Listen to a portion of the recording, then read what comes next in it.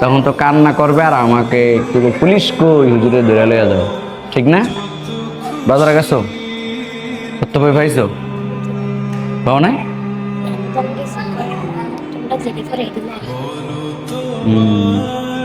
আমি তো জানি তুমি নতুন মানুষ, তুমি তথ্য বই চিনবা না।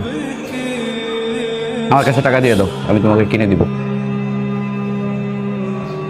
কয় টাকা? 40। তথ্য বইয়ের দাম হচ্ছে 30 টাকা। তাহলে আমি তোমাকে বাজারে গেলে নিয়ে এনে দেবো, ঠিক আছে? নতুন মানুষ, আমি এর জন্য বাজারে পাঠাতে চাই না। তুমি সবকিছু চিনবা না এবং বাজারে যেতে ভয় পাইবা। যদি গাড়ি ঘোড়া অ্যাক্সিডেন্ট হয়ে যায়, তোমার আম্মা বলবে আমার ছেলেকে বাজারে কেন পাঠাইলেন? হ্যাঁ, আমার এত ছোট ছেলে।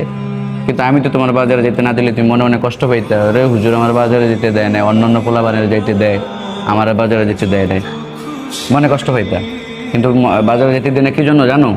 তুমি ছোট মানুষ, যদি অ্যাক্সিডেন্ট হয়ে যায়, একটা দুর্ঘটনা ঘটে যায়, তখন তোমার আম্মা কি বুঝবে যে তুমি নিজে যাইতে চাইছো?